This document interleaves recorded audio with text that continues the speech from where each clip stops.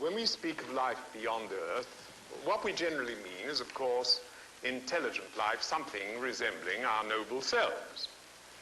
It is highly probable that there are such intelligent forms of life in other galaxies in the universe.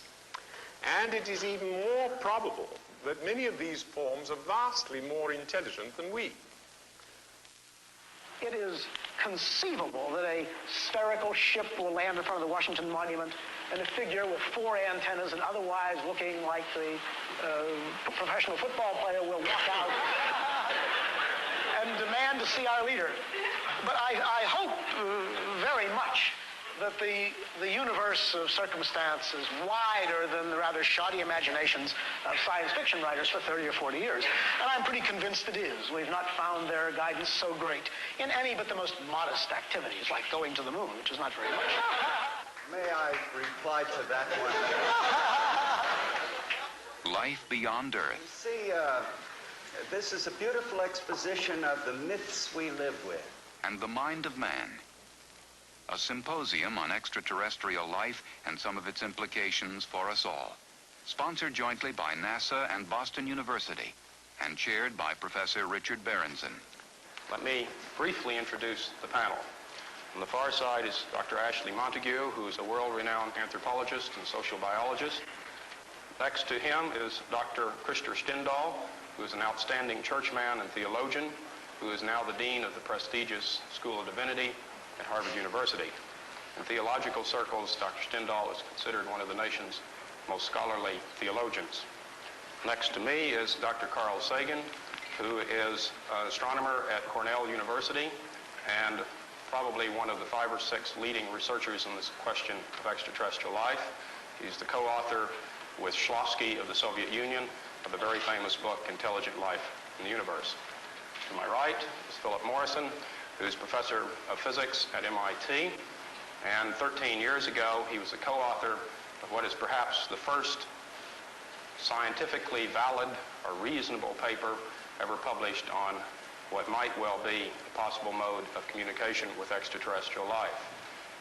Dr. Morrison is considered among scholarly circles as being perhaps one of the most broadly knowledgeable scientists in the country. And on the far side is Dr. George Wald, who's professor of biology at Harvard and a recipient of the Nobel Prize. So now I would like to turn to the symposium proper and give the floor to Carl Sagan. Thank you, Dick. In trying to prepare a few brief remarks on this, I came upon a comment by Thomas Carlyle, somewhat crusty old fellow, who, upon thinking about the stars, said, "A sad spectacle. If they be inhabited, what a scope for misery and folly. If they be not inhabited, what a waste of space." There was a little more than a year ago in the Armenian Soviet Socialist Republic, in fact at the foot of Mount Ararat, on which Noah's Ark is said to be beached, a symposium sponsored jointly by the National Academy of Sciences of the United States and the Soviet Academy of Sciences on the question of contact with extraterrestrial intelligence. This was a 6-day meeting which ran from morning to late at night and involved a large group of people, around 40 or 50 people, mostly from USA, USSR, but a few other nations. It involved, in addition to physicists and astronomers, biologists, chemists, anthropologists, archaeologists, historians, people concerned with coding messages and decoding them, and was a turning point, I think, in the study of the subject, not because some striking new opinions or results were expressed, but because I think it marks the turning point in the increasing respectability of the subject. It is now okay to talk about life elsewhere or intelligent life elsewhere, whereas a decade or two ago it wasn't okay. It was considered too speculative to be worth any investment of time. As an example of the modern scientific attitude, I'd like to quote a short passage from a recent report of the Astronomy Survey Committee of the prestigious and august National Academy of Sciences of the United States, probably the nation's most distinguished scientific body. This was printed in May of this year. Quote, "Each passing year has seen our estimate of the probability of life in space increase, along with our capabilities of detecting it. More and more scientists feel that contact with other civilizations is no longer something beyond our dreams, but is a natural event in the history of mankind that will perhaps occur within the lifetime of many of us. The promise is now too great, either to turn away from it or to wait much longer before devoting major resources to a search for other intelligent beings. In the long run, this may be one of science's most important and most profound contributions to mankind and to our civilization." End quote. The basic point, very simply put, is that the number of stars in our galaxy alone is so staggeringly large, of the order of 10 to the 11 or more. The probability of stars having planetary systems is so high, we think perhaps half. The probability that those planetary systems might be comparable with our own, and that the stars have some kind of an ecosphere, a sphere in which the radiation is suitable for life, that it's not too hot, not too cold, meeting the other criteria, seems so reasonable. These bits of information have come from astronomy primarily. Then we join with the biochemists who tell us about the probable evolution of life here on Earth, the kinds of elements that are necessary for it, DNA molecules and amino acids and the like. Amino acids which have now been found in meteorites, that we have now found interstellar molecules floating out in the space between stars, so that you know the materials for a carbon-based life exist. We know that many of the building blocks of life in our own solar system exist off of our planet. If you put these kinds of probabilities together, it begins to lead to the sorts of conclusions that we started with as an initial premise, and which apparently no one on the panel has disagreed. And that is that life must exist in the universe, and it must exist quite abundantly. It's therefore an extraordinary fact that we have listened to possible signals being sent our way from a mere handful of stars. The first such effort was more than 10 years ago, Project OSMA, organized by Frank Drake at the National Radio Astronomy Observatory. He looked for a couple of weeks at 2 stars at 1 frequency. The results were negative. In the meeting in Armenia, a group at Gorky University under V.S. Troitsky announced that they had been doing similar studies at looking at a dozen stars at 2 frequencies, slightly longer periods of time. No one was broadcasting from there. And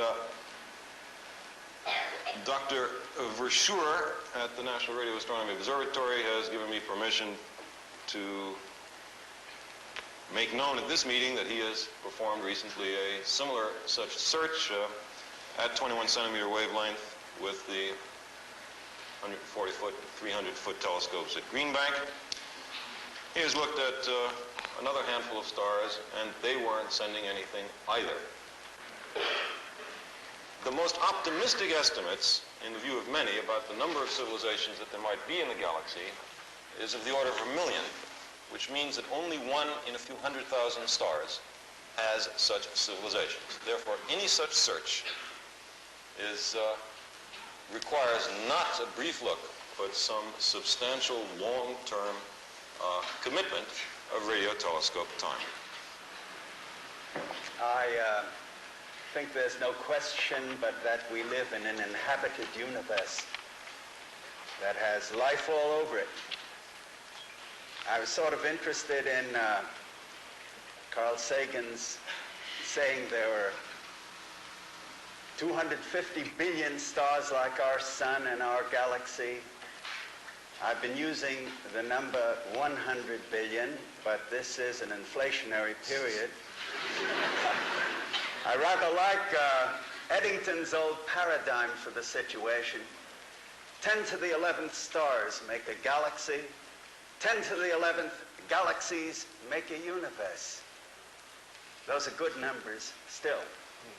And as for our own galaxy, it's estimated that perhaps 1 to 5% of the stars in it could provide on their planets, some of their planets, in a book for life. That would mean a billion such places just in our own galaxy that might contain life. And as for what life would mean in those places, I think it would mean something very like the life we know. Not the same creatures. We didn't have the same creatures on the earth during its past as live here now. But life anywhere in the universe, I've been convinced for years, must be made of the same elements that principally constitute it here. Carbon, hydrogen, nitrogen, and oxygen. Those four elements constitute about 99% of living material on the Earth, and I think are likely to come out that way wherever life exists. And may I say, so that we can have a somewhat warmer and livelier conversation as this meeting goes on, I can conceive of no nightmare as terrifying as establishing such communication with the so-called superior, or if you wish, advanced technology in outer space. What do you worry about, George? What's going to happen when these books are printed? Oh, I think a degree of degradation of the human enterprise. One of the greatest of human enterprises is our understanding. It's something that men have sweated out to the greater dignity and worth of man. And you see, the thought that we might attach us by an umbilical cord to some more advanced civilization, science and technology in outer space doesn't thrill me, but just the opposite. I try to imagine back when I was working hard as a student. Okay, there were a lot of textbooks. I would open up those textbooks, and in there would be what other guys had found out. Now, I didn't approach each page saying, oh my God, they know that also. I do not, as I've said, look upon the possibility of some continuous transmission that will completely supersede all further human efforts in this direction. When I think as a theologian on the possibilities of life beyond Earth, and even communication with such life, my first reaction is, that's great. Because it seems always great to me when God's world gets a little bigger, and when I get a somewhat more true view of my place and my smallness in that universe. And to achieve this by a growing awareness, which I do not find at all threatening as George Wald, a growing awareness that really sinks in that whatever the question of communication is, it is highly, highly probable that we are only one possible such civilization. I don't think we should wait until the encounter occurs, but that we should do all in our power to prepare ourselves for it. The manner in which we first meet may determine the character of all our subsequent relations.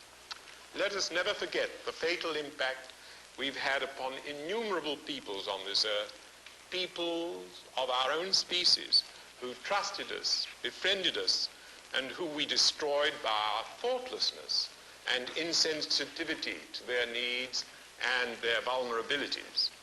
The simple truth is that before we can communicate with others successfully, we must first learn to communicate with ourselves successfully, and we're a long way from having achieved that. Perhaps that is where we ought to begin, with ourselves, learning to communicate with ourselves, with all the different peoples and nations of the earth. I suppose if you were to ask what instrument would be the image of the announced topic, you surely would say people are going to talk about what they see through a telescope. But in fact, at least most of the speakers have really spoken on the topic what they see in a mirror. Now, that's not in any way wrong. Perhaps the most valuable part of this extraordinary enterprise is going to be the mirror which we confront ourselves obliquely and in all sorts of ways as we try to ask the question of what the future is like in the dim future, of how we're going to get over ourselves to reach that future, and so on. So I'm not prepared to say that this is wrong. But as a somewhat matter-of-fact discussant in the affair, I feel that I'm somewhat inclined to direct some attention to what I think it really will be like, and not to these mirror-like discussions, which are undoubtedly more important in our present state of mind, which somehow I think will be perhaps supported by taking a calmer look at what the real situation is. Professor Wald, for example, defending magnificently the creativity of which he is one of the great pillars of our time, feels that if somebody will tell him the answer, it would be kind of cheating. And Dr. Montagu, on the other hand, is quite concerned lest this contact bring physical and mental harm to those persons those beings whom we might hypothetically contact. It's probable, I think, I would say if I were a debater, I would argue these two really somewhat cancel each other out. It can hardly be both ways. I think, on the contrary, that an enormous distance separates us from the nearest existing or even memorable group of a similar kind. An enormous distance, not the distance to the moon, not the distance to the planets, not the distance to the nearest stars, but tens or even hundreds or perhaps 1,000 times that distance. That means that even traveling at the speed of light, no round trip is likely to be imaginable. No answer to communication. They say hello, you say how are you, and he says fine. That conversation will take at least centuries. And I really don't think that that's going to bring us into conflict with the problems of the day. It may bring us into conflict with problems of some other day, but I'm unable to see far enough into the future to notice how our little, not petty, but tragic circumstances of contemporary history are going to affect it. I really don't know. Nor do I think this communication can be by any other means than by light or its cognates, radio, because the universe is simply too great. And the cost of getting energy enough to make travel, physical travel at all possible, is overwhelming, even for civilizations disposing of enormous means far outweighing our own. So I think, first of all, there'll be two great phases of this eventual time, which I think will come in 10 years or 100 years, or I don't know, maybe longer, when some satisfactory radio telescope work or something similar will acquire evidence of the deliberate beaming of a message, protracted message out into space. First of all, I think the most important issue is the recognition of the existence of the message. Just that it is there, not what it says. This is called, often technically, the acquisition of the message. And there will be, of course, false starts. There'll be many claims, already have been some claims, I think rather facetious ones, that some phenomenon in the sky must have this meaning. But they turned out to be wrong. I believe that will happen a number of times, 3 times, 10 times. False claims will be made. We have got something and it cannot be anything else save that. So I think that will be easy and, of course, extraordinarily important. You will know very little of what that message says, save that it exists, and maybe some general geographic information from how far away it's coming, from what kind of a star, where. And then I think that you will have pouring into the recorders, week after week, month after month, decade after decade, an enormous body of obviously interesting and meaningful pulses. And you'll be able to read them slowly and fitfully, because they will not be coded, but they'll be anti-coded. That's to say, the people who designed them, the beings who designed them, will have thought very carefully how to make the maximum number of mathematical clues. The best way to single out the meaning will be made available. But it will come with two extraordinary differences, so great we can hardly imagine how great they are. First, the people who do it will be incredibly alien. Even if their biochemistry resembles the biochemistry Professor Wald teaches, it will not be all that close, you know. It will have enzymes, but it will be the LD situation will be quite different, and I don't know what chains of enzyme systems they will have at all. And we couldn't eat their food, very likely, even though they're the same biochemistry. Any more than we eat the food of a mushroom. It's very difficult to eat that. But the meaning will slowly come out of this study, and it will contain, for better or worse, the answer to many questions that we cannot ourselves answer, which we'll have to debate and interpret and work on and test. And the successors of Professor Wald will still be studying whether it could really be right what they say about this. He said, not at all. That isn't at all what that phrase means. That isn't all what that result means. Quite a different thing is the case, and a new discovery will have been made. And I don't think at all, any more than we fail to profit by reading the literature of the other universities, will we fail to profit by reading this extraordinary message which they will contain. So I am not either fearful, nor I would say terribly expectant. I don't think we will I'm anxious for that first acquisition to make sure that we are not alone. But once that is gained, it might be gained in my lifetime, then I think we can rest with some patience to see what complexities the world has turned up in other climates than this one. Well, we've had a number of interesting and provocative ideas. Let me respond to one or two. We'll put the panel open for free discussion, and I hope all of the members will speak freely. Dr. Stendahl mentioned the possibility of the costs, and perhaps this will be brought up. As a matter of factual information on this, in 1970, a study of the feasibility for picking up interstellar communication was made in California by a number of radio scientists there, as well as astronomers and others. It's called Project Cyclops. The outcome of that study was that the United States had the technical capability of building a large radio array, which would be able to scan the heavens with fairly great resolution and power sensitivity out to a distance of many hundreds or possibly thousands of light years, with the very distinct possibility of picking up a signal if it were there. To go to the other end, another aspect of this question is the exploration of our solar system by unmanned spacecraft. That's important, for example, for finding out if there are simple forms of life on, say, Mars or Jupiter. If the answer to that were yes, then the likelihood of the origin of life on planets of other stars would, of course, be vastly greater.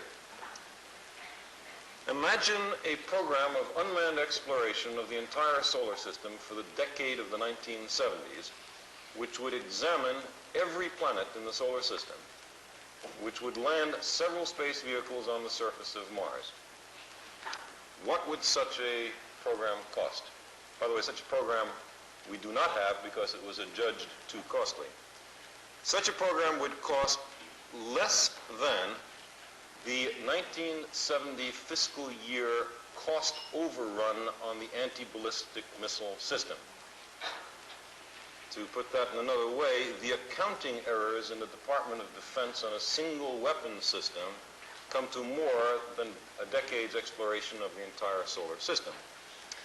So again, it strikes me that this nation has the resources to undertake such exploratory ventures, and certainly this planet has those resources. It's just a question of, do we wish to do it? The kind of exploratory ventures we're talking about seem to me to be precisely the kind that are needed to reestablish a cosmic context for mankind. By finding out what the other planets are like, by finding out whether there are civilizations on planets of other stars, we reestablish a meaningful context for ourselves. I think the most important thing that it will bring to us, if we can finally understand it, will be a description, if it exists at all, of how beings disposing of great technology, were able to fashion a world in which they could live and persevere and maintain something of worth and beauty for a long period of time. And that is probably not the least important message we could have. And finally, it would end our social and cultural isolation. To date, we have been bounded not only into our own countries and into our own small regions on this planet, but most assuredly within our solar system itself. If there are the tens of billions of other civilizations which the predictions indicate might be, then we would join a larger galactic community. And if even after considerable search we don't find that our counterparts exist somewhere else, I cannot think that will be wrong either, because I think that will give us a heavier responsibility to try to represent some sort of approach to intelligence in this extraordinarily large and diverse universe.